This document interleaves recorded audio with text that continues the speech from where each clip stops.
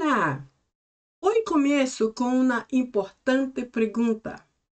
Qual será o verdadeiro e real significado del Dia de las Madres? Será que há algum real significado para esse dia tão importante em nosso calendário? E tu já pensaste alguma vez sobre isto? Bien. Veremos entonces qué nos dice la historia y la tradición sobre ese tan importante día, sobre esta tan importante fecha que es el Día de las Madres. Entonces, a partir de aquí, veremos que en los siglos anteriores, la celebración del Día de las Madres era como un tipo de verdadero culto de adoración a las deidades que representavam a las madres, especialmente en la Grecia y Roma antigua. E entre esses que eram adorados, haviam dois personagens muito importantes e principais. Uma delas era a madre de los dioses, ou a diosa madre, que era também conhecida como a personificação da fertilidade, e era também a madre do deus Zeus, de acordo à mitologia grega. E esta era a deusa Rhea, de acordo à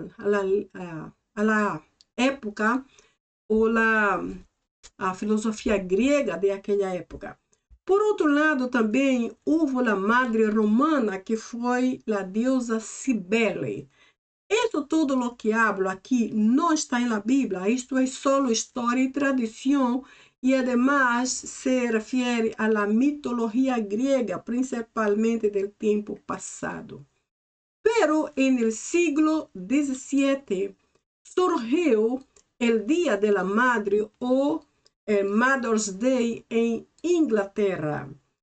E em Inglaterra, esse dia foi tão especial, tão importante, que incluso o país deu a los cidadãos trabalhadores o dia libre como um feriado no Dia de las Madres, para que todos pudieran ter tempo de visitar a suas madres. Isso foi algo realmente importante para eles. Sin embargo, em los Estados Unidos, o Dia de las Madres foi celebrado por primeira vez mais ou menos em 1864, pero se hizo popular e oficial a partir de 1914 com a ativista norte-americana Anna Jarvis. Essa norte-americana se tornou uma ativista depois da perda de sua madre. Então, depois disso, ela decidiu lutar fortemente em favor das madres trabalhadoras. Ela se posicionou fortemente em favor da maternidade e estuvo contra o aborto todo o tempo. Ela foi contra o aborto, e isso todas estas ações ou eventos ou posicionamentos de ela frente à sociedade, sem dúvida, contribuíram muitíssimamente para que hoje, o Dia de las Madres, fuera uma fecha oficial em los Estados Unidos. Em Brasil, o primeiro Dia de las Madres foi celebrado alrededor de 1918, pero foi oficializado em 1932. Assim que, como nos Estados Unidos, Japão e Itália, em Brasil, o segundo domingo de maio também se celebra o Dia de las Madres. E este é um dia muito especial em quase todo o universo, por isso está em nosso calendário. Pero eu creio personalmente que a real história referente ao Dia de las Madres não começou em las tradições, tampouco começou em alguma mitologia grega passada. Eu creio que a real história do Dia de las Madres começou em Jesus, como todas as demais coisas de nossa vida e todo o que realça o valor à vida humana. Para confirmar isto, vamos a Juan 19, versículos 26 e 27.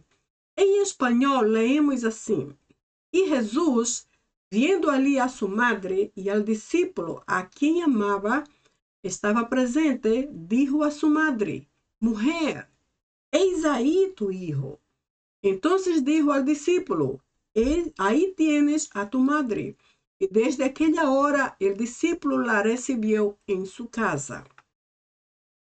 Bien, a partir de aqui eu quero ressaltar duas expressões ou duas partes diferentes desse texto que vamos estar analisando nos próximos slides.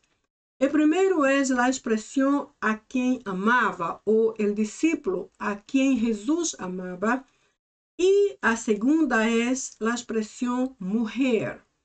So, primeiro aqui vamos ver quem era este discípulo e por que se identificava como aquele a quem Jesus amava e não por seu nome. E o segundo, mulher, vamos ver, vamos discutir um pouco por que Jesus chamou a sua madre de mulher e não chamou madre. Porque delante da cruz, ele mirou a sua madre e disse, mulher, aí tienes tu hijo. Ele não disse, madre, aí tienes tu hijo. Vamos ver o que passou aqui. Será que Jesus foi, digamos assim, grosseiro com Maria, com sua madre, quando lá chamou mulher? Será que ele foi mal educado? Será que ele foi frio? Será que ele foi arrogante? Ou que será que houve para que Jesus lhe chamara mulher e não lhe chamara madre nesta situação e em outras semelhantes? Porque esta não é a primeira vez que Jesus se refere a sua madre chamando-la de mulher. Ou será que há por detrás desta palavra algo mais que não sabemos e então agora o texto nos vai ensinar? O que será que houve? Bem, para entender tudo isto, vamos ao texto original do grego do Novo Testamento, especialmente o grego koiné, que é mais fácil de entender, e vamos ver o que disse aí. Leemos assim: Jesus idon tem metera kaiton matetem pareostota hon egapa. Legei tematri, ginai, ide hohu yoisu, eita legei to matete, ide remeter su, kai a pequenes te horas, ela bem eu tem ho matetes esta idea. Se leemos esse texto em grego, vemos que a sequência é mais ou menos igual a esta que temos em espanhol, com exceção de 2 ou 3 detalhes. Então, eu tenho condição de separar as palavras exatamente no mesmo lugar. Aqui adelante temos a quem amava, e aqui temos na mesma primeira linha em grego, matetem, pareotonta, hon e gapa. So, literalmente, hon e gapa é a quem amava. É a parte que eu marquei aqui. O discípulo, aqui em espanhol, que não está marcado, corresponde a matetem, que está aqui em grego. Vamos ver o que significa esse término, a quem amava, o hon e gapa, em los próximos slides. E a segunda expressão é ginai, que literalmente é mulher. Por que Jesus chamou a sua madre de mulher e não chamou de madre delante da cruz? Qual será que foi sua intenção? O que será que podemos aprender por detrás deste término agora mesmo? Vamos ver em seguida. Como o texto é muito grande, vamos então à parte central que nos interessa mais ahorita. O primeiro é a quem ele amava, que é a parte que está marcada aí atrás, como eu já lhe mostrei. A quem ele amava, em grego, é matetem, pareostota, hon e gapa. Literalmente, matetem é discípulo, pareotonta se refere a aquele que está em pé, ou aquele que está delante de, ou de frente de. E se refere a Juan, que estava de frente da cruz, ou delante da cruz, mientras Jesus estava sendo crucificado. Matetem é discípulo, pareotonta, delante de ou em frente de. Hon é o pronome indicativo quem. E egapa es lo que se refere a amaba em tempo passado.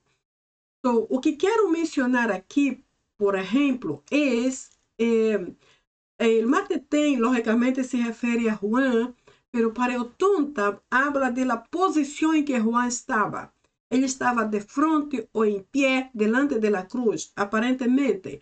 Pero aqui não quero só enfatizar o aspecto físico, que ele estava fisicamente delante de la cruz, pero ele estava em seu coração disposto a parar-se em la presença de Cristo, aunque ele estivesse em la cruz, em seu último momento de vida.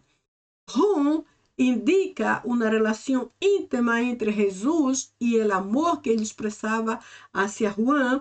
Quem? Esse pronome indicativo, só quem está relacionado com o Matetén, que é discípulo. Esse discípulo aqui, neste caso, é Juan, e agapa é uma palavra muito importante nesta parte do texto, porque el agapa vem de agape. Agape, como já sabemos, é o amor perfeito. Eu sei que meses atrás eu fiz um outro vídeo que mostra alguns términos referentes ao amor. E o primeiro deles é agape, que é amor perfeito e que se refere a Deus ou se origina somente em Deus. Vimos o amor filéu, que é amor fraternal, o amor eros e outros tipos de amor. Não vimos muitos, talvez 3 ou 4, talvez 5, pero solo para fazer a diferença com agape. Agape é o amor perfeito. E a palavra que temos aqui, agapa, que está em tempo passado, se origina em agape. E esta palavra tem que estar aqui. Não poderia ser outro tipo de amor aqui, aunque seja em tempo passado. Não poderia ser outro, porque este amor se refere a ele ou a Jesus, que amava a esse discípulo que era Juan. Vamos ver tudo isso mais tarde, pero só menciono que agapa é literalmente o amor perfeito de Deus. Então não poderia ser outro tipo de amor, tinha que ser agape, porque esse é o amor de Deus. E a segunda palavra que vamos analisar em seguida é a palavra mulher, que em grego é ginai. Por que Jesus llamó a sua madre de Gina? ¿Y por qué llamó a ella de mujer en lugar de decirle madre? Ahí está tu hijo. Ele dijo mujer, ahí está tu hijo. ¿Por qué Jesús usó esse término? ¿Qué será que hay por detrás desta palavra que tú y yo aún no sabemos y que tenemos que aprender en este día? Entonces, comenzando por la palabra más pequeña, que es mujer, veremos entonces que la palabra mulher, tanto em hebreu, ishar, quanto em grego, ginai, se refere ao término mulher, como vimos aqui arriba, pero também se refere a varona, hembra e esposa. E se refere a qualquer outro término que esteja associado ao gênero feminino. Aqui eu só trago 3 palavras ou 3 sinônimos que se relacionam à mulher. Pero é possível encontrar outros términos, como por exemplo, viúva, é uma palavra que também poderia estar aqui. A concubina é outra palavra que poderia estar aqui. E madre também é outra palavra que poderia estar aqui. Então, se tu vais mirar esta palavra mulher ou ishar, ou ginai, em outro tipo de dicionário teológico, possivelmente encontrarás mais palavras aqui como sinônimos para mulher. Eu só pus 3 porque são as mais usadas e também para que o texto aqui não seja muito grande, pero há outros. Então pode ser varona, hembra, esposa, viúva, concubina, madre, mulher e outras palavras que estejam associadas ao gênero feminino. E também vemos que, ao mesmo tempo que a palavra ishar e ginai se refere à mulher e todos esses sinônimos, ao mesmo tempo mostra algumas qualidades com as quais Deus criou a las mulheres, como por exemplo, ao mesmo tempo habla de la delicadeza, de la sensibilidade e de la fragilidade de las mulheres. porque Deus nos hizo assim. Nos hizo com uma delicadeza inerente a nosso caráter feminino. Nos hizo com uma sensibilidade muito associada a nossos sentimentos e emoções femininos. E também nos hizo com fragilidade, tanto física quanto emocional, inerente ao gênero feminino. Tudo isso aqui difere muito de los hombres. Los hombres certamente mostram delicadeza, sensibilidade, fragilidade, pero em outros aspectos. Eles são muito mais fortes em muitos aspectos e as mulheres não são tão fortes porque Deus nos criou assim. Podemos hacernos fuertes, pero a natureza originária da mulher traz em si delicadeza, sensibilidade, fragilidade. Por isso as mulheres choram mais rápido. Por isso se afligem mais rápido, por isso se preocupam mais rápido, porque é a natureza delicada, eu não vou dizer débil, porque não é bem assim, delicada com que o Senhor nos criou. Então, a definição de mulher, desde o hebreu ishar, lendo sempre de la derecha para la esquerda, ishar, e ginai, de la esquerda para la derecha, ambos concordam em si em definir a palavra mulher e todos esses sinônimos que menciono aqui, mas os demais extras que já mencionei, ademais de mencionar todas essas qualidades ou atributos e outros mais que tu puedes encontrar em alguma investigação personal. Agora, de forma general, eu pergunto, por que Jesus mencionou a sua madre na cruz? Alguém perguntou, será que Jesus não tinha mais coisas para falar em seus últimos momentos? Por que gastou um tempo falando de sua madre? Por que será? Primeiro, eu creio personalmente que Jesus foi ou é 100% Deus, mas também foi 100% homem. E como homem, tinha sentimentos e expressões como de homem comum, um homem normal. Assim que a partir de aqui eu creio que Jesus mencionou a sua madre na cruz, por exemplo, porque quis expressar seu interesse no bem-estar de sua madre, poniéndola incluso bajo los cuidados de alguém de confiança como Juan, para que ela não estivesse desamparada e fora protegida depois que ele já não estivesse presente aqui. Então, Jesus, até o último momento, estuvo pensando em sua madre. Eu digo isso aqui de acordo à lógica. Nada de isso está na Bíblia. Eu imagino que, como um bom filho que Jesus foi, ele estuvo muito interessado no bem-estar de sua madre. Não quis que ela se quedara desamparada depois que ele se fora e, además, que estivera protegida em seu tempo de ausência. Además, Jesus revelou sua extrema preocupação ao aspecto emocional de sua madre.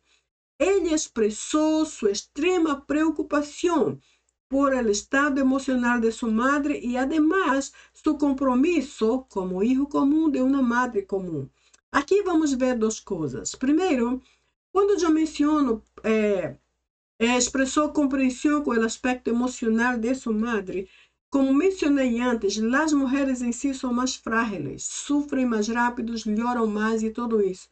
Jesus sabia que Maria já estava sofrendo ali delante da cruz. Imagine-se você, se você vê a seu filho bajo uma morte tão atroz como aquela que Jesus sofreu, que não foi só ir à cruz e morrer, não, ele sofreu muitas outras coisas em seu próprio corpo físico e toda classe de pressão vindo sobre ele de tal maneira que ele começou a transpirar sangue.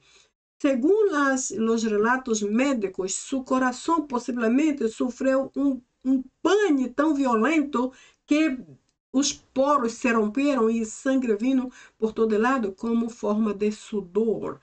Então, a pressão que ele estuvo por causa de nossos pecados que foram tão extremos levaram nosso Jesus à morte. Sabemos que isto foi plano de Deus, pero vendo de uma forma humana, nuestras consequências de pecados lo levaram àquela situação. Maria sabia de tudo isto e ela estava sofrendo muito ao ver seu filho agonizando em la cruz. Então, ao ver isso, Jesus expressou sua máxima compreensão a seu aspecto emocional e por isso dijo: Juan, aí está tu madre, consóla-la, cuida-la, ampara-la, dá-lhe conforto e consuelo, porque esse é um momento muito difícil para ela. Estou imaginando, está implícito em todo o que imagino que ocorreu ali. E seu compromisso como filho comum de uma madre comum. Por que digo filho comum? Porque Jesus foi 100% homem. Ademais, tenho segurança que ele foi um bom filho. E como bom filho, ele expressou seu compromisso em cuidar de sua madre hasta o último momento de sua vida. Ademais, quando ele mencionou sua madre na cruz, ele expressava sua submissão e respeito como filho que ele era de ela. Ou seja, submissão porque la considerou naquele momento superior a ele, humanamente falando, porque era sua madre. Não era alguém que estava abaixo, como um primo, como um vizinho, como um colega, era sua madre. Alguém, humanamente falando, superior, assim que ele era submisso a ela, por ela ser superior a ele, e respeito como filho, como já imaginamos. Por último, revelou su cuidado e preocupação por sua madre. Su cuidado a entregar-la bajo los cuidados de alguém em que ele confiava, que era Juan, e sua preocupação por seu estado. Talvez a palavra preocupação aqui não se encaja muito com Jesus, porque não creio que ele é um preocupado. Eu penso que nós nos preocupamos, mas Jesus não. O que é a preocupação? Preocupação é preocupar, certo? É fazer algo com antecipação. É perder tempo, basicamente. E Jesus não faz isto.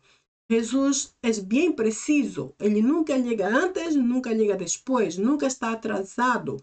Ele sempre é bem preciso. Por isso, a preocupação aqui não cabe muito, mas é a palavra que encontro para explicar mais ou menos o que quero dizer. Pero ele, sem dúvida, expressava seu máximo cuidado para com sua madre. Ademais, se sentia responsável por ela.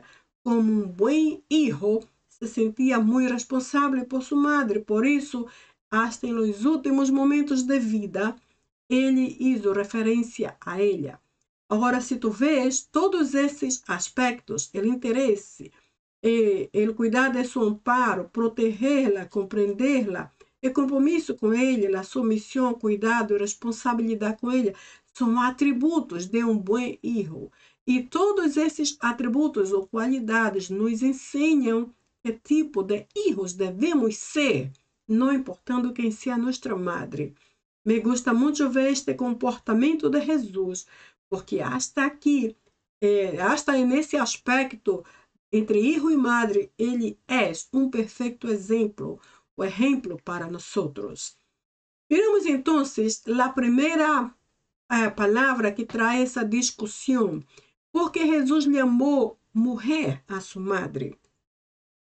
Por que será? Algumas pessoas dizem que quando ele dijo mulher, aí está tu filho. E em outra parte da Bíblia, quando Maria foi falar com Jesus e dijo naquelas bodas de Caná, era uma festa de matrimônio, e o vinho se acabou, e Maria vino hasta Jesus e disse: se acabou, e Jesus disse: o que tenho a ver contigo, mulher? Então, outra vez e outra vez, Jesus costumava falar. Por que Jesus chamava sua madre de mulher e não de madre?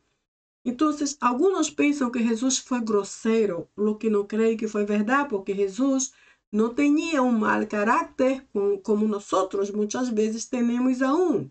Ele não foi mal educado com Maria, ele não foi ignorante, ele não foi agressivo, ele não foi arrogante, ele não tinha esse tipo de conduta, porque Jesus não tinha pecados. E essas coisas são pecados.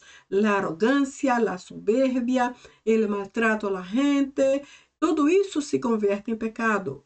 E isso não é nada inerente de Cristo. Sua natureza sempre foi perfeitamente santa e perfeitamente santa. Por isso, ele pudo tornar-se nosso Salvador.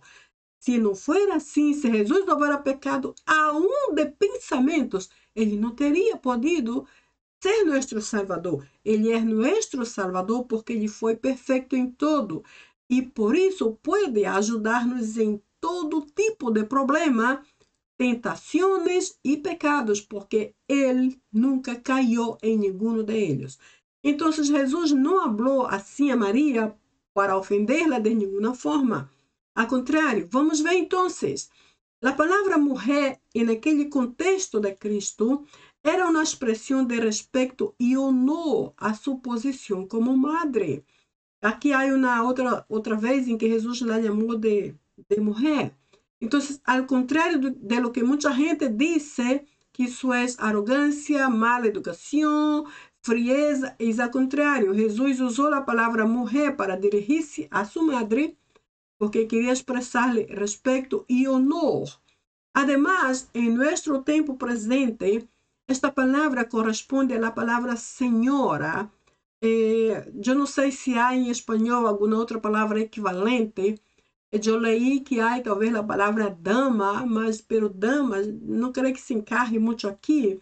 Então seria senhora. Por exemplo, sim, senhora, não, senhora. É diferente de dizer tu ou outro término que usemos, porque senhora, em minha compreensão, expressa mais respeito, porque suena mais formal, e a palavra senhora ou senhor são palavras que se usam para alguém que é superior a nós outros.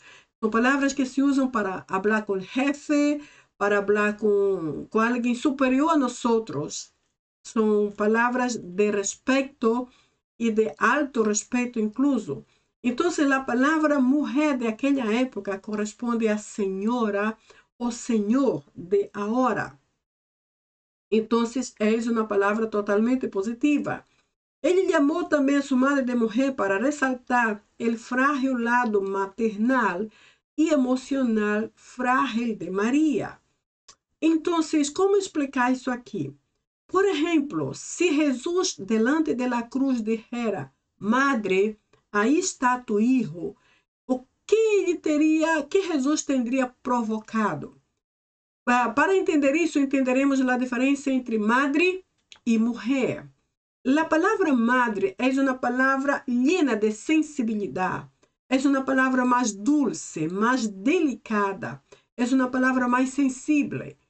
Quando uma madre, por exemplo, escuta ou recebe uma chamada de seu filho que está em outro país, por exemplo, por muito tempo, e recebe a chamada e ela escuta que seu filho diz, madre, sou eu, como está? A palavra madre suena de forma tão dulce, tão sensível, que pode ir direto a seu coração, digamos como uma flecha, e tocar suas emoções de forma muito profunda, de tal maneira que ela vai alegrar-se, ela vai hasta gritar de alegria, ou ela vai começar a chorar de emoção, porque a palavra madre é muito sensível e expressa muita dulçura. Em contraste, a palavra mulher solo expresa respeto, pero no es capaz de traer el mismo efecto que trae la palabra madre, o la palabra mamá, o la palabra ma, y son las palabras que usamos para referirnos a nuestra madre. Posiblemente Jesús consideró allá delante de la cruz el estado frágil emocional de María, porque ella ya estaba sufriendo mucho al ver su hijo siendo torturado de aquela forma, bajo tão dura forma de muerte, injustamente, incluso ele nem sequer tinha culpa de nada para passar por aquele tipo de situação. Maria já estava sofrendo. Eu imagino que muitas vezes Maria, quem sabe, quis estar no lugar de Jesus para poupá-lo, para protegê-lo de estar bajo tanto sofrimento. Então Jesus entendia isto, que sua madre estava já sofrendo emocionalmente muitíssimo, porque ele conhecia a sua madre. Então, para não dizer madre ou mamá, isso tocaria aún mais sua alma e la haria sofrer mais. então ele preferiu chamar mulher, que expressa respeito, pero não toca tanto as emoções. Isso é o que eu realmente creio. E então, esse lado maternal emocional é exatamente como ocorre com todas as demais mulheres, incluindo tu e eu. Possivelmente, nós não sofreríamos muito se o hijo nos chama assim ou nos chama por nosso nome, mas que dizer madre, por exemplo, isso nos desmontaria, nos haria talvez morrer junto com ele, neste caso. Então, o lado frágil emocional de Maria é igual ao de todas as mulheres, conforme menciono aqui. Então, não la chamou madre, possivelmente para proteger seus sentimentos maternais, como eu acabo de explicar, e causar-lhe menos dolor. Ou seja, ao não chamá-la madre, ele causou menos dolor. Se chamar a madre, causaria mais dolor, mais sofrimento e mais agonia para Maria. E isso la haria sofrer aún mais e seria aún mais difícil para ela. Então, em terceiro, vemos aqui aquele a quem amava. Essa é a expressão que eu separei antes para analisar junto com vocês. O que significa essa expressão? Aquele a quem amava, ou a quem amava, como é uma outra versão. O que significa isso aqui? A quem foi dito isto? Então, para entender bem, vamos ver que essa expressão se referia a Juan, pero interessante é que aqui não aparece o nome Juan, só aparece uma identificação como aquele a quem amava. Para entenderlo bem, vamos começar por aqui. No Evangelho de Juan, a palavra amor aparece cerca de 36 vezes aisladamente, ou seja, separadamente. Aqui e allá podemos encontrar a palavra amor muitas vezes em diferentes lugares e posições, principalmente entre os capítulos 13 ao capítulo 21 do Evangelho de Juan. Pero a expressão aquele a quem amava ou ao discípulo a quem Jesus amava aparece solamente 6 vezes e uma delas se refere a Lázaro. Neste caso, aquele a quem amava e não o discípulo, certo? Aquele que amava aparece 6 vezes, uma delas aparece referindo-se a Lázaro no capítulo 11. Recuerdem, quando Lázaro estava enfermo, Marta e Maria mandaram um mensageiro buscar a Jesus, que estava ali ao redor de Judeia. E então ela disse ao mensageiro: vai hasta Jesus e dile: Jesus, vem agora mesmo, porque aquele a quem amas está enfermo e necessita de ti, referindo-se a Lázaro. Então, a primeira referência de aquele que amava refere-se a Lázaro, e as outras 5 vezes Juan refere-se a si mesmo. Por quê? Porque todas elas estão no mesmo Evangelho de Juan, que foi escrito por ele mesmo, Juan. Então, Juan refere-se a si próprio como aquele a quem amava. Interessante isto. E ele simplesmente menciona isso sem mencionar seu nome. Por quê? Juan se chamou a si mesmo aquele a quem amava para manter o anonimato. Possivelmente, isto é uma possibilidade. Isso não está na Bíblia, pero vendo por la lógica, Juan possivelmente não quis ser famoso, ele não quis nenhuma glória para si próprio. Ele não pôs aí seu nome. Bueno, gente, eu sou Juan, aquele a quem Jesus ama muito. Ele não disse isso. Ele ocultou seu nome, ele se escondeu a si próprio. E como tinha que escrever o texto, porque foi ele autor, ele tinha que dizer algo. E então criou, eu diria, a identificação, aquele a quem amava. E então se escondeu por detrás disso, preferindo ser anônimo, que dizer, eu sou esta pessoa, mire que especial sou. Ele não queria fama para si próprio. Vemos também que todo o contexto da vida de Juan mostra sua relação íntima com Cristo. Como ver isto? Como entender? Vemos, por exemplo, durante o ministério de Cristo, cada vez que havia algo grande ocorrendo, um grande evento, algo impactante, algo novo, Juan estava presente. Estavam los demás discípulos, pero Juan estava sempre presente e sempre muito cerca. Vimos, por exemplo, que allá na última cena ou na Páscoa, quando Jesus estava falando del traidor, Juan foi quem se inclinou em seu ombro ou em seu peito, como diz outra versão, e perguntou: quem é Jesus? Quem é o traidor? Quem será este que te vai a traicionar? Então, Juan foi, não tanto por la pergunta, pero porque se reclinou em seu ombro. Outra coisa que vimos é que quando Pedro negou a Jesus aquelas 3 vezes, Juan estava presente. Juan também pôde haver feito a mesma coisa, mas ele não fez nada. Ele não traicionou a seu amigo Jesus. Ele não mentiu contra ele como hizo Pedro. Ele se anulou, ele observou, pero se mantuvo fiel, porque era amigo de Cristo. Además, estuvo delante de la crucificação quando Jesus passava por tamanha agonia. Ali estava Juan dando seu suporte emocional e espiritual e também de amigos. Ou seja, Juan tuvo com Cristo uma relação muito íntima de amigos. Juan foi o único discípulo registrado na crucificação de Cristo. Ele esteve aí, já sabemos, porque afinal Jesus disse a Juan: aí está tu madre, dijo a ele: aí está tu hijo, referindo-se a ele. Então, Juan esteve aí. Mas o interessante é que aparentemente ele foi o único discípulo de los 11 que Jesus tinha aí delante da cruz, por lo menos que foi registrado textualmente. Se houve alguém mais, não sabemos, imagino que sim, pero talvez por la importância da relação que houve entre Jesus e Juan, então ele foi mencionado nominalmente ali. Então, aparentemente, ele foi o único registrado delante da crucificação de Cristo, ou seja, ele foi fiel hasta a morte. Então, Juan tinha, sem dúvida, uma relação de amistade muito grande com Cristo. Ele era o discípulo que se reclinava sobre seu ombro. Eu já falei disso ahorita, em João 13, allá na última cena, quando eles falavam sobre o traidor, Juan se inclinou no ombro de Cristo. Imagino eu que Juan queria expressar seu suporte a Cristo. Talvez ele estivesse dizendo: aqui estou contigo, não te vou deixar, não importa o que suceda. Então, ele foi quem se reclinou. Não há um relato semelhante de outro discípulo fazendo isto, somente Juan. Ele foi o único discípulo que morreu de morte natural. Essa é outra coisa interessante.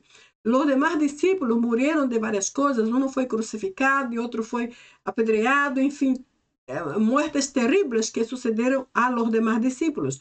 Pero Juan foi o único que morreu de morte natural. Foi o único que viveu mais tempo. Por quê? Porque ele tinha bajo seu cuidado a la madre de Jesus. Jesus deu a Juan uma missão muito importante, que foi cuidar de sua madre, e Deus honrou esta responsabilidade e não deixou Juan morrer antes, por exemplo, não deixou ele morrer rápido. Se alguns discípulos morreram, por exemplo, 5 anos depois que Jesus foi assunto ao céu, por exemplo, Juan não morreu nesse mesmo tempo, não morreu antes. Ele foi o último, possivelmente, a morrer, porque ele tinha que cuidar de Maria hasta que Maria já não estivesse mais. Ele tinha uma missão. Deus honrou o chamado de Juan para cuidar da madre de Jesus. Porque Maria havia se tornado madre de Jesus porque Deus decidiu assim e la involucrou em um plano. E agora Deus não iria abandoná-la depois que ela havia se tornado madre, criado um filho e lo havia perdido de forma tão atroz. Deus sabia de sua condição emocional e honrou o ministério de Juan em cuidar da madre de Jesus que Deus mesmo escolheu. Ao amar-se a si mesmo, a quem ele amava, Juan mostrou a plena confiança que tinha no amor de Cristo por ele. Esta é a parte mais impactante desse slide, dessa parte da exposição. É a confiança que necessitamos guardar no amor de Cristo, não importando que situação vivemos neste momento. Então, independentemente de nossas crises, de nuestras batallas personales, del caos que hay alrededor, no podemos perder la visión del gran amor de Cristo por nosotros. Si tú y yo guardamos esta convicción, entonces sí, seremos mucho más que vencedores para siempre. Sem dúvida que em todo esse contexto, Jesus expressou por Juan uma grande confiança. Por exemplo, al entregársela a Juan, a entregar sua madre a Juan, Jesus mostrou seu alto grado de confiança e estima hacia ele. Imagine-se, não se poderia entender isto de outra forma. Para que Jesus entregara a Juan sua madre, ele teve verdadeiramente que confiar em Juan. Isso é algo admirável. Uma outra coisa é que o texto aqui de 19:27, que é o texto que leemos no início, diz: Juan, desde essa hora, la levou para sua própria casa. Outra versão diz: la levou a la casa com ele. Então, há uma discussão nesta parte aqui, porque alguns perguntam: bem, Maria, então, a partir de aí, foi viver com Juan na casa dele e ele cuidava dela, ou Maria regressou a sua casa e Juan foi viver com ela em sua casa, ocupando assim o lugar de Jesus, que havia partido. Qual foi então a direção que Maria tomou? Como é que vamos saber aqui para onde foi Maria? Ela regressou a sua casa e foi viver com seus outros filhos e Juan para cuidar dela. Ou talvez seus filhos já não estiveram mais aí porque eram adultos, talvez ela estivera sola. Então, agora Juan ia viver com ele, ocupando o lugar de Jesus. Ou Juan la tomou para sua casa com ele, para viver com a família dele. Como é que vamos saber? Para mim, a forma mais sencilla de saber é ir direto ao original. Então, volvemos aqui ao texto inicial que lemos aí em primeiro slides, 19, 26 e 27. Esta parte aqui corresponde à última parte do versículo 27, que já lemos no início. Diz: ela bem autem ho matetes esta idia. Esta é a última parte do texto. Lendo literalmente, ela bem es tomou. Autem es lá, es um artículo feminino. Ho es el, matetes, discípulo. Es para dentro de. E eu marquei aqui porque para mim esta palavra é a mais importante desta sentença. Tá é um outro artículo neutro, que pode ser masculino ou feminino, dependendo do contexto que se usa. E idia es los suyos, ou simplesmente suyos, referindo-se família, sua família, ou a sua casa, como foi o caso de Juan, que la levou para sua casa, como diz aqui o texto em espanhol. Então, se vamos reconstruir esse texto, traduzindo mais ou menos como diz em espanhol, terei que buscar as palavras em lugares diferentes. Aí leemos: el, matetes, discípulo, autem, lá, ela tomou, es, para dentro de, tá, los, idia, suyos. Nuevamente, el discípulo la tomó para dentro de los suyos, ou para dentro de su casa, ou la casa de él, nesse caso. Então, essa preposição es nos disse que Juan la levou para dentro de, ou seja, não só levou para sua casa, pero para ser parte de los suyos, para ser um membro mais de sua família. Por isso, para dentro de sua família, não só para dentro de sua casa, pero Juan levou Maria para dentro de sua família, para dentro de los suyos, para ser parte de sua família, ou um membro novo de sua casa. Agora é interessante ver que nesta época, os padres de Juan aún viviam. Quem eram seus padres? Seu papá se chamava Zebedeu e sua madre era Salomé. Creio eu. Sua madre era Salomé e ambos aún estavam vivos. Agora, eu não imagino como foi a convivência de eles depois que Maria chegou a ser parte da família. Eu creio que os padres de Juan eram cristianos porque estou segura que Salomé, sua madre, estava durante a crucifixião de Cristo. Junto com Maria, havia outras mulheres também, incluindo Salomé. Então, Salomé, a madre de Juan, era uma seguidora fiel de Cristo.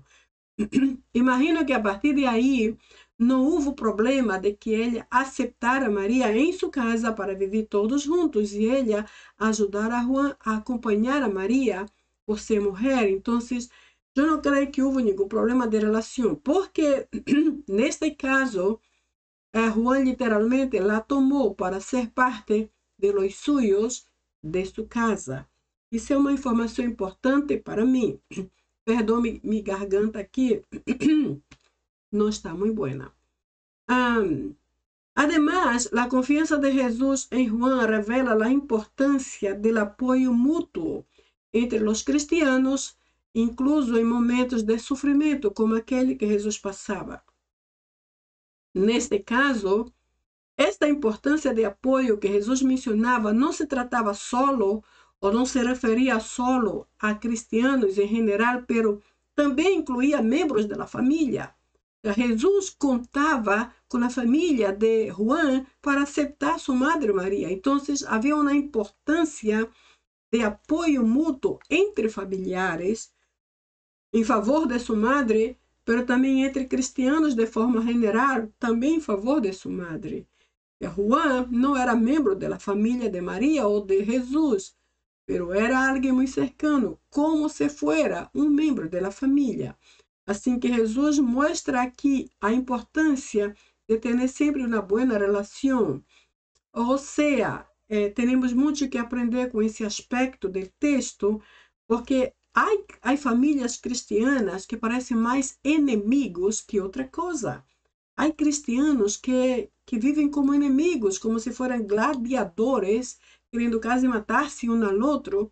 Não parecem realmente ter Cristo em suas vidas. Então, aqui o Senhor nos mostra que e principalmente em momentos de sofrimento muito extremo, é necessário ter boa relação com os demais e assim podermos ajudar-nos uns aos outros.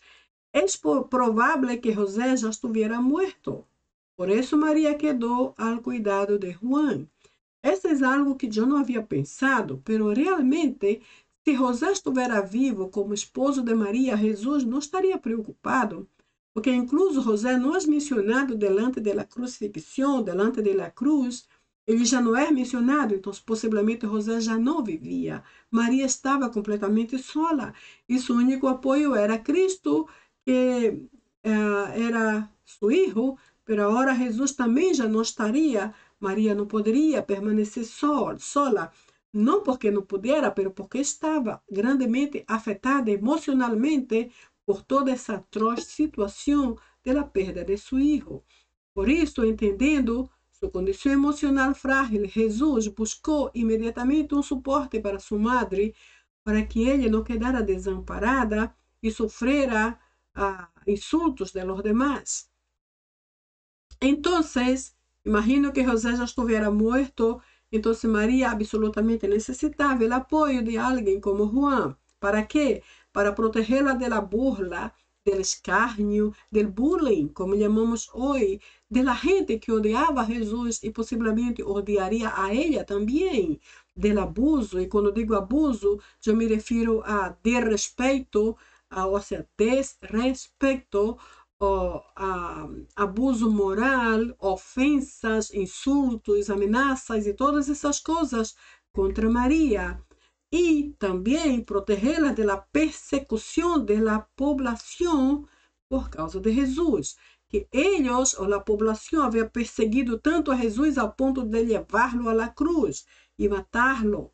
Que não hariam agora com Maria, que estava sola.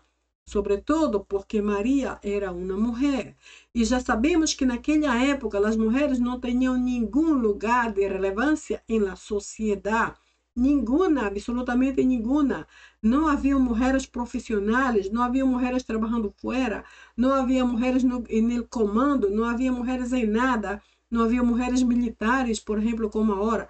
As mulheres não tinham papel, alguém tinha que protegê-la, porque senão a própria população que havia perseguido a Jesus e levado-lo à crucifixão, poderia sim perseguir a Maria e tornar sua vida muito difícil também.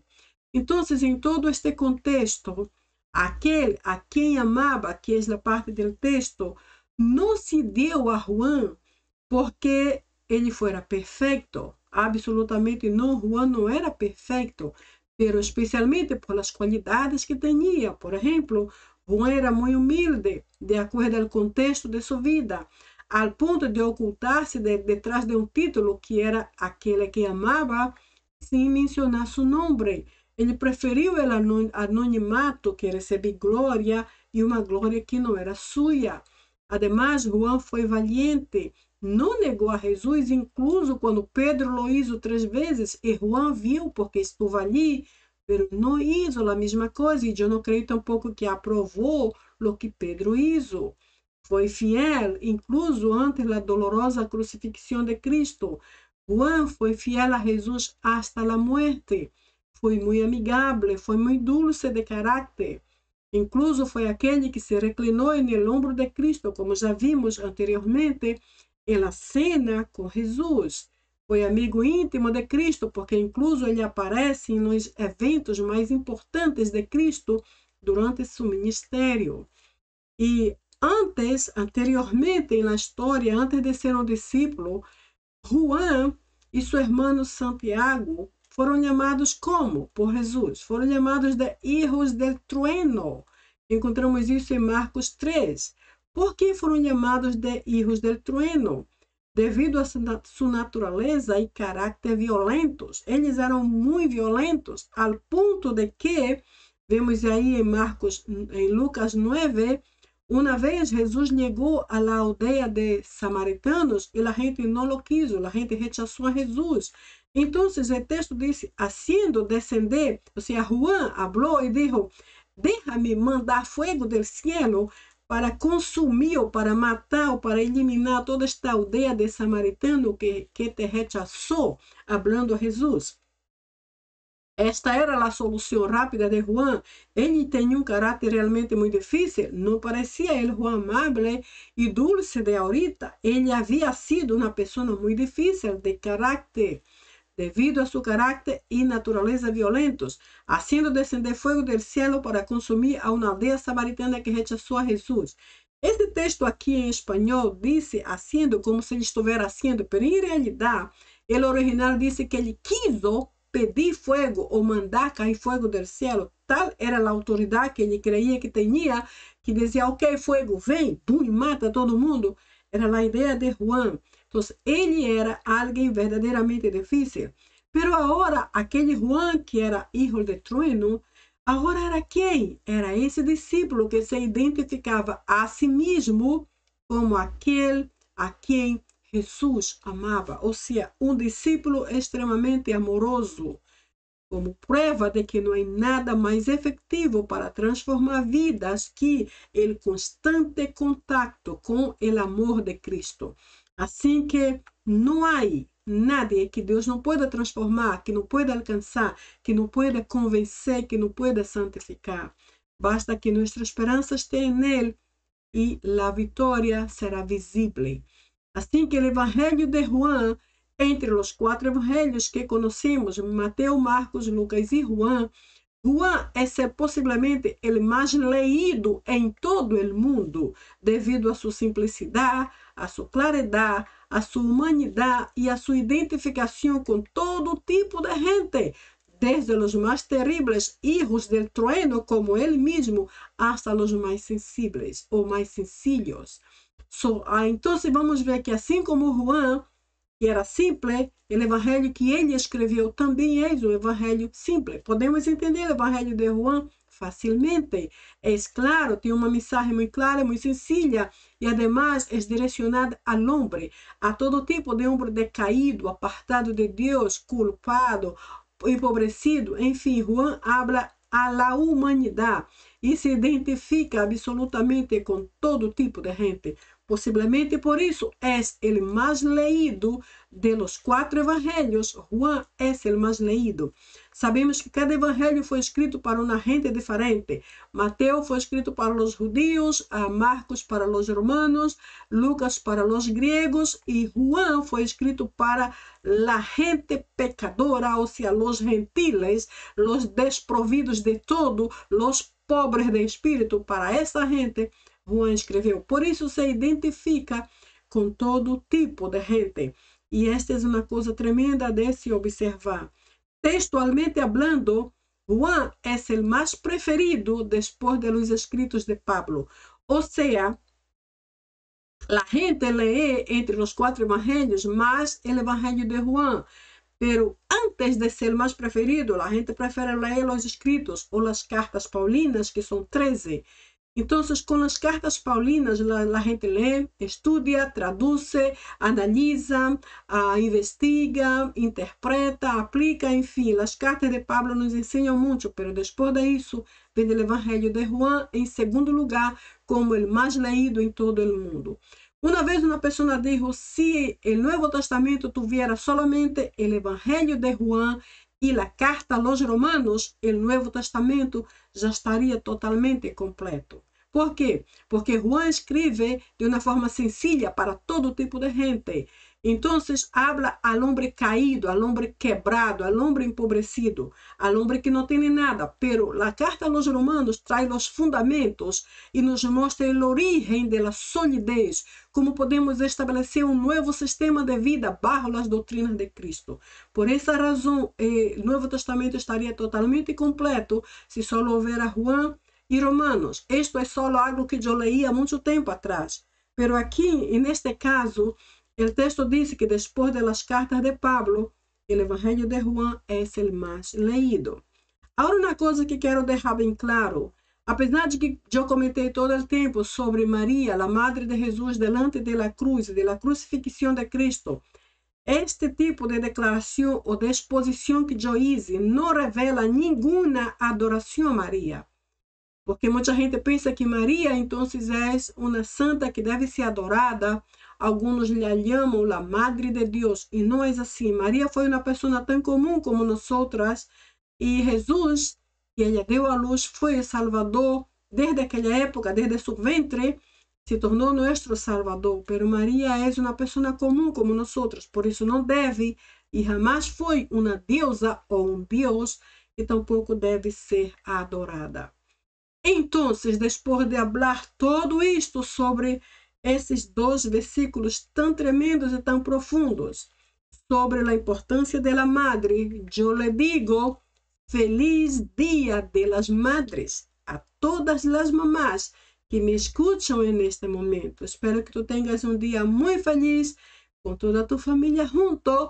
E então, se és assim, seguramente tu dia será especial e novas e grandes bendições serão acrescentadas à tua vida, como é o propósito de Deus finalmente. Amém? Então, graças por estar comigo hasta aqui. Te verei no próximo vídeo. Bye, bye.